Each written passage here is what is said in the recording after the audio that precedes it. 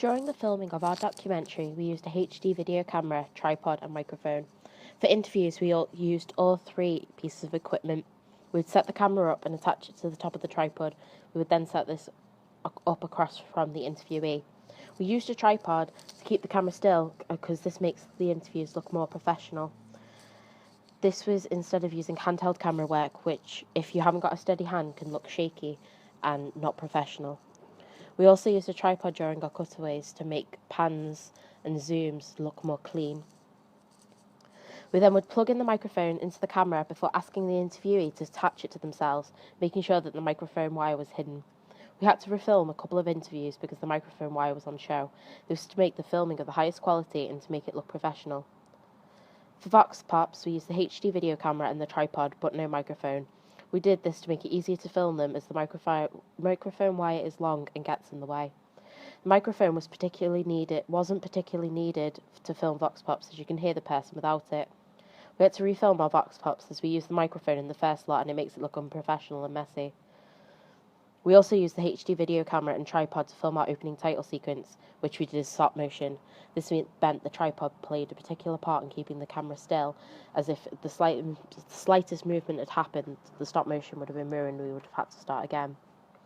Digital stills camera were also a major part of construction of our products. We used this to take photos of ourselves while conducting the interviews.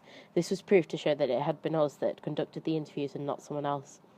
We also took photos during the editing process to show that once again it was us editing our products together and not someone else. We also used the digital camera to take photos that we needed for our print advert. The main piece of software we used this year during construction was Adobe Premiere Pro CS6. We used this piece of software not only to edit our documentary together, but our radio trailer as well.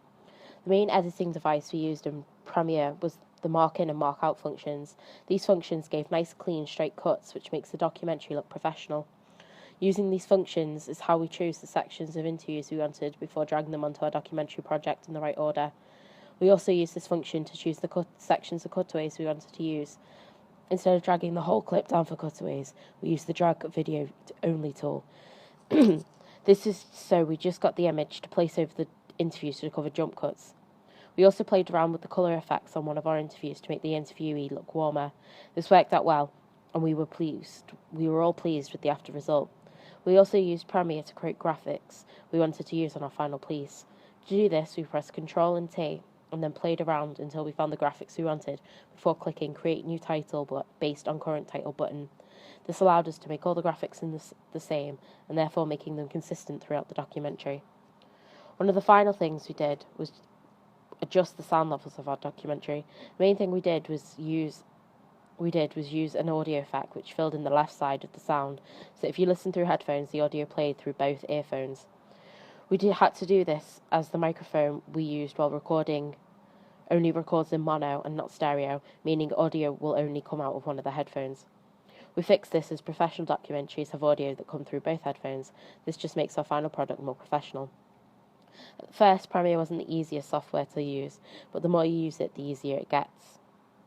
This software was the best choice to create this project, and therefore you learn how to use it as you go along.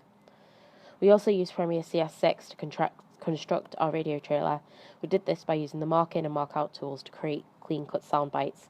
We then dragged the audio clips we selected into our project and placed them in the order we wanted. To do this, we used the drag audio only function. When we were happy with the clips we had selected and the order they were imported, our instrumental soundbed was imported under the project. We then decreased the sound level of this soundbed to make sure that it didn't distract from the radio trailer itself. The other professional piece of software we used during construction was Adobe Photoshop CS6, which we used to construct our print advert. We used this piece of software last year, and therefore it is easy to use now as we are used to it. We inserted the image into Photoshop and then added the text with the coloured box behind it. We then added the Channel 4 logo to the project. Lastly, we played around with the contrast of the image, and we then had our final product. We also used the radio station, which is present in school. We used this studio to record our documentary voiceover and our radio trailer. We used this studio as it gave us a professional sounding voiceover, which added to the professionalism of the final products. We had our narrator stand close to the microphone and have them speak slowly and clearly into it.